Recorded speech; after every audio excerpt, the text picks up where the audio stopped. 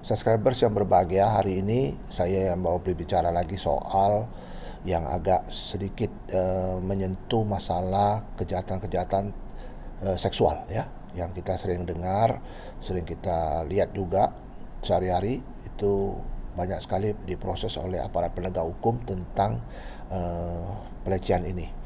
Kalau di Malaysia itu disebut dengan rogol ya. Sexual harassment ini sudah diatur dalam undang-undang TPKS itu.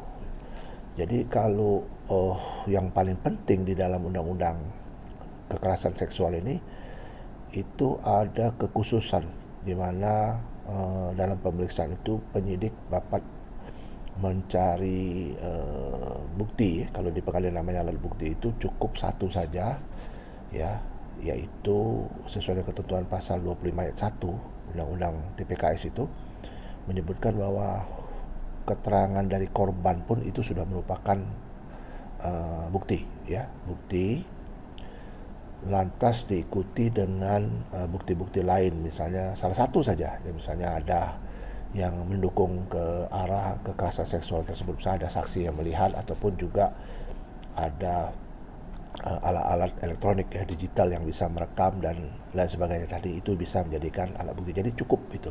Yang paling penting dalam kekerasan seksual ini menurut beberapa ahli dan juga menurut saya ya, itu yang paling penting itu adalah bagaimana penyidik itu dapat melakukan tindakan-tindakan cepat, yaitu membuat visum ya. Jadi bukti surat ini sangat penting. Itu dalam kurun waktu 1 kali 24 jam ketika peristiwa itu terjadi. Jadi jangan lewat dari situ. Kenapa? Karena akan ada kesulitan dalam pemeriksaan visum itu. Visum e repertum di dalam konteks penegakan hukum merupakan bukti kunci yang menjadi hal yang sangat penting. Jadi kalau adanya peristiwa pelecehan seksual ini, kalau dilakukan secara berlarut-larut, atau misalnya katakanlah peristiwanya sekarang terus diperiksa baru 2 bulan lagi atau sebulan lagi ataupun berapa hari kemudian, itu akan sangat sulit untuk membuktikan itu.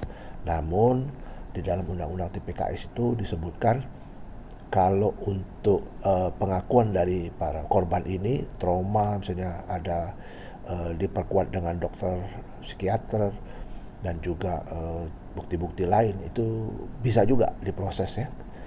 Dengan demikian kita tahu bahwa kekerasan seksual ini menjadi concernnya pemerintah untuk melindungi pihak-pihak, utamanya pihak-pihak yang lemah ya terhadap kekerasan seperti ini. Itu yang mungkin saya bisa sampaikan. Mudah-mudahan apa yang saya sampaikan ini bermanfaat dan juga menambah wawasan kita semua. Tetap bekerja, jaga kesehatan, dan sukses.